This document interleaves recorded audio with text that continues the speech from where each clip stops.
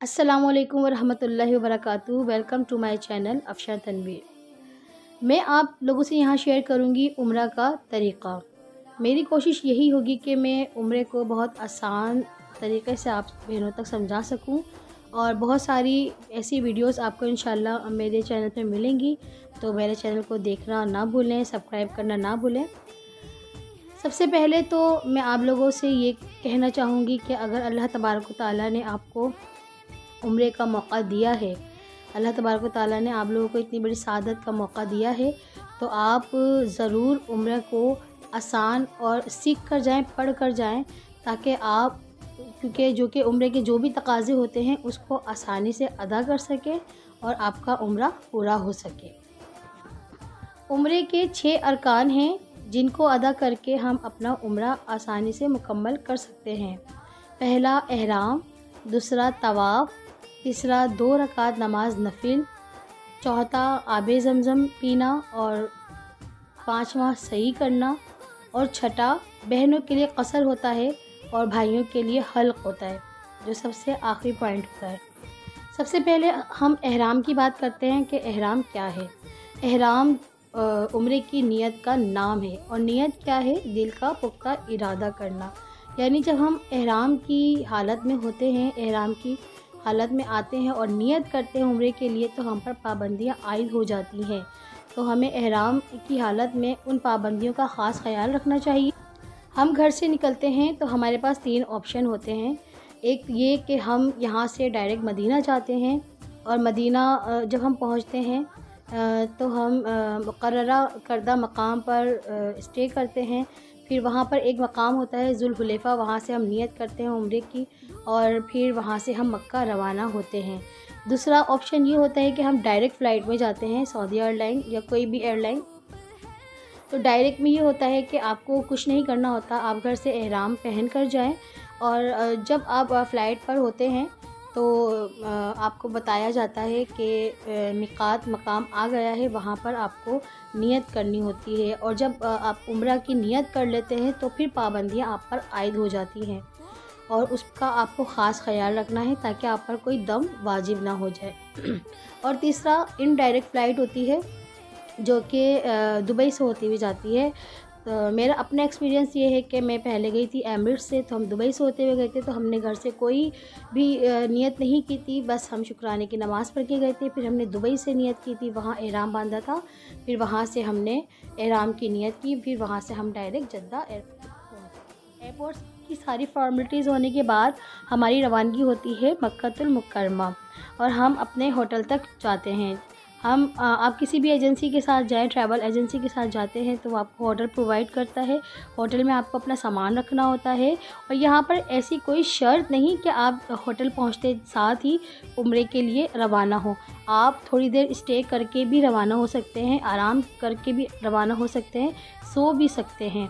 शर्त ये है कि कोई एहराम की पाबंदी में रहें, कोई दम वाजिब ना हो, आपका बाल ना टूटे, आपका नाखून ना टूटे, आपका कोई खून ना निकले जिस्म से। इन सब छोटी छोटी बातों का आपको ख्याल रखना होगा। खुशबू आप ना लगाएं। जब आप थोड़ा रिलैक्स हो जाएंगे, आराम कर लेंगे, तो फिर आप उम्रा के लिए रवाना होंगे। जब आप मस्जिद हराम में पहुँचेंगे तो सबसे पहले आप सीधा पाँव इंटर करेंगे।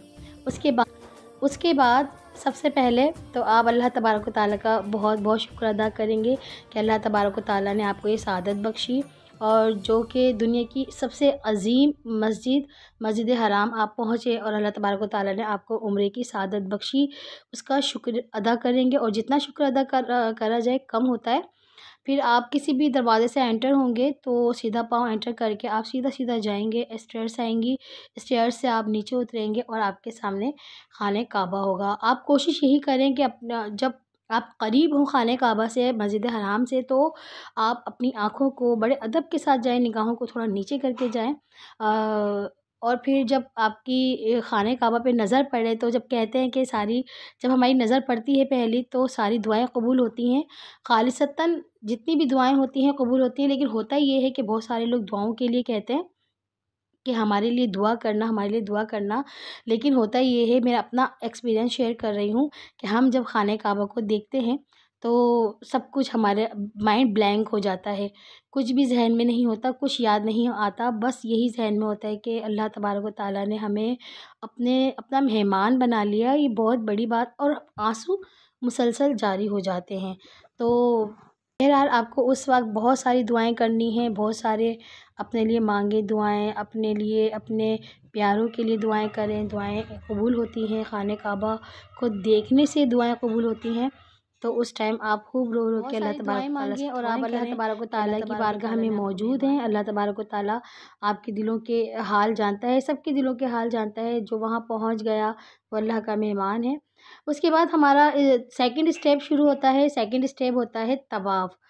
तवाफ़ कैसे करेंगे? हम पहुँचेंगे हजरे अस्वद, रुकने अस्वद के सामने, रुकने अस्वद जहाँ पे हजरे अस्वद मौजूद होता है और वहाँ पे ग्रीन लाइट भी होती है। जब आप वहाँ पहुँचेंगे स्टेप बाय स्टेप, तो आपको खुद ब खुद पता चलता भी जाएगा कि आप हजरे अस्वद, रुकने अस्वद पर पहुँचेंगे और वहाँ पर पहुँचकर आप खाने काबा के सामने होंगे और हजरे अस्वद के सामने आप इस्तलाम करेंगे। इस्तलाम क्या होता है?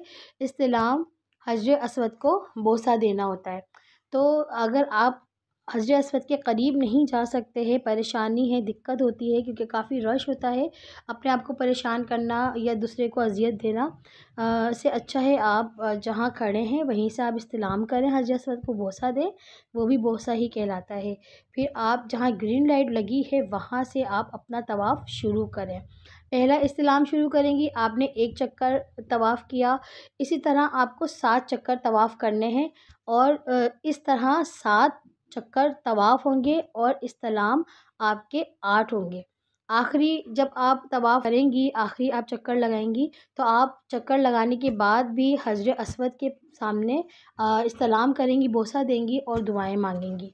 इसके बाद आपको इन सब बातों का ख़्याल रखना है कि आप तवाफ़ के दौरान गुस्सा ना हो। काफ़ी रश होता है, लोग एक दूसरे से टकराते भी हैं, लेकिन वो अल्लाह का घर होता है, सब इबादत में मशगूल होते हैं, किसी को किसी की परवाह नहीं होती। हमें नहीं पता हमारे दरमियान कौन बड़ा आला बंदा खड़ा है। सब एक ही सफ़ में होते हैं और सब अल्लाह के बंदे होते हैं। आपको अपने गुस्से पे काबू पाना है और अल्लाह का ज़िक्र करते रहना है। बहुत सारी दुआएँ आपको मिलेंगी मुख्तलिफ़ किताबों में, बहुत सारे उलमा ने उम्रा का तरीका बताया है, आप उनसे भी, वहाँ से भी फ़ॉलो कर सकते हैं। लेकिन बेस्ट दुआ वही होती है जो आपके दिल से निकली जाए और जो आप अपने दिल से करें। तो ये आपका सेकंड स्टेप मुकम्मल हुआ। तीसरा स्टेप है हमारा 2 रकात नमाज़ नफ़िल अदा करना। हमें 2 रकात नमाज़ नफ़िल कहाँ अदा करनी है? मकाम इब्राहिमी, मकाम जो मकाम इब्राहिमी काबतुल्लाह के सामने है, वहाँ की सिमत का तयन करते हुए हमें उसकी वहीं पर नमाज़ अदा करनी है। अगर आपको मकाम इब्राहिमी के अतराफ़ में जगह मिल जाती है आसानी से, तो आप ज़रूर वहाँ पे 2 रकात नमाज़ नफ़िल अदा करें। और अगर वहाँ पर आपको जगह नहीं मिलती है, बाज़ टाइम बहुत रश होता है, बल्कि ज़्यादातर वहाँ पर रश होता है, तो आप मकाम इब्राहिमी की सिमत का तयन करते हुए कहीं पीछे भी आप अदा कर सकते हैं और मस्जिद के किसी भी हिस्से में अदा कर सकते हैं। मकाम इब्राहिमी के सामने अदा करना अफ़ज़ल है, लेकिन जगह नहीं मिलती है तो आप कहीं आगे पीछे अदा कर सकते हैं। इसके बाद है चौथा स्टेप, आबे ज़मज़म पीना। आप जी भर के, पेट भर के आबे ज़मज़म पिएँ क्योंकि ये सुन्नत करीमा है। आप जितना पी सकते हैं आसानी से और उतना आबे ज़मज़म पिए, इसमें शिफ़ा भी होती है, सुन्नत करीमा भी है। पेट भर के आप आबे ज़मज़म पिए। उसके बाद आप मुल्तज़िम पर कोशिश करें कि जाके दुआएँ माँगें। वहाँ जाके दुआएँ माँगें, अगर आपको जगह मिलती है तो माँगें ज़रूर। और मुल्तज़िम क्या है? मुल्तज़िम हजरे अस्वद और ख़ाने काबा का दरवाज़ा, उसके दरमियान में जो जगह है बीच में, उसको मुल्तज़िम कहा जाता है। अगर आप आसानी से जा सकते हैं और किसी को परेशानी ना हो, दिक्कत ना हो, किसी को ईज़ा ना पहुँचे, तो आप जाके वहाँ दुआ माँगें। नहीं तो आप अपने आप को तकलीफ़ दें और दूसरे को तकलीफ़ दें, इससे बेहतर है आप वहीं से दुआ कर लें आबे ज़मज़म खूब पेट भर के पीने के बाद। इसके बाद है 5वां स्टेप, अब हम चलेंगे सई की तरफ। सही की तरफ जाने के लिए हमें फ़हाद गेट का मुतय्यन करना होगा कि वह ढूँढना होगा कहाँ है। फ़हाद गेट पर जाएंगे, थोड़ा सा ऊपर जाएंगे और सफ़ा की पहाड़ी हमें दूर से ही नज़र आ जाएगी। सफ़ा की पहाड़ी पर पहुँचेंगे हम, वहाँ से जहाँ जिस मकाम से खाने काबा नज़र आएगा, स्टार पहाड़ी है जहाँ से सफ़ा की, वहाँ हम खाने काबा की तरफ चेहरा करके इस्तलाम करेंगे, इसी तरह बोसा देंगे और दुआएं मांगेंगे बहुत सारी, और वहाँ से फिर हम अपना सही का पहला स्टेप शुरू करेंगे। फिर हम सफ़ा से शुरू करेंगे, मरवा पे वो स्टेप ख़त्म होगा, मुकम्मल होगा। फिर हम मरवा से सफ़ा की तरफ आएंगे, वो दूसरा स्टेप होगा। फिर हम उसी तरह खाने काबा की तरफ मुँह करके इस्तलाम करेंगे, दुआएं मांगेंगे। फिर हम मरवा की जानिब बढ़ेंगे। इस तरह हमारे टोटल 7 चक्कर होंगे और 7वां चक्कर जो हमारा ख़त्म होगा वो मरवा पे ख़त्म होगा। फिर उसके बाद आप बहुत दुआएं करेंगे, बहुत सारी दुआएं करेंगे अल्लाह तबारक व तआला से। उसके बाद जो बचता है वो आखिरी स्टेप है क़सर करना या हल्क़ करना। क़सर ख़वातीन के लिए होता है और हल्क़ जेंट्स के लिए होता है। अक्सर देखने में ये आता है कि कुछ लोग बग़ैर क़सर किए, बग़ैर हल्क़ किए अपने होटल तक चले जाते हैं। लेकिन ये अपने आप को परेशानी में डालने की बात है। आप क़सर लाज़मी करें, हल्क़ लाज़मी करें। और बहनों के लिए ऐसा है कि आप चोटी बना लें अपने बालों की, क्योंकि मेरा एक्सपीरियंस ये है कि मैं अपने बालों की चोटी बना लेती हूँ और एक पोर बाल हमें उसमें से काटने होते हैं। क़सर करना लाज़मी होता है और क़सर के लिए ज़रूरी होता है कि आप एक पोर बाल काटें ख़वातीन। मैं छोटी बांध लेती हूँ अक्सर, मेरा अपना एक्सपीरियंस है कि मैं छोटी बांधती हूँ और एक पोर बाल उसमें से लाज़मी काटती हूँ। बहुत सारी ख़वातीन ये समझती हैं कि बाल डिसबैलेंस हो जाएंगे या अच्छे नहीं लगेंगे या बहुत कट जाएंगे, तो इस बात को ना सोचें, क्योंकि हम अल्लाह के घर हाज़िर हैं इबादत के लिए। जो हमें करना है वो रुकन में शामिल है। तो आप कोशिश करें कि एक पोर बाल काटें। और भाइयों के लिए हल्क़ है, सबको मालूम है कि हल्क़ किस तरह किया जाता है। अब माशाअल्लाह आपका उम्रा अदा हो चुका है, पूरा हो चुका। माशाअल्लाह से आपने उम्रे के 6 अरकान खुश इसलूबी से अदा किए हैं और आप उम्रे की और एहराम की पाबंदियों से आज़ाद हैं। और माशाअल्लाह आपका उम्रा मुकम्मल हो चुका है, क्योंकि उम्रे के जो 6 रुकन हैं वो आपने मुकम्मल कर लिए हैं। पहला है एहराम, दूसरा है तवाफ़, तीसरा है 2 रकात नमाज नफ़िल, चौथा है आबे ज़मज़म, पाँचवा है सही करना और बहनों के लिए छठा है क़सर करना और भाइयों के लिए हल्क़ करना। अल्लाह तबारक व तआला आप लोगों को सबको उम्रे की सआदत नसीब फ़रमाए। अगर आपको ये वीडियो अच्छी लगी तो ज़रूर मुझे कमेंट कीजिएगा। इंशाअल्लाह उम्रा से रिलेटेड और भी वीडियो मैं यहाँ पे अपलोड करती रहूँगी। जज़ाकल्लाहु खैरा।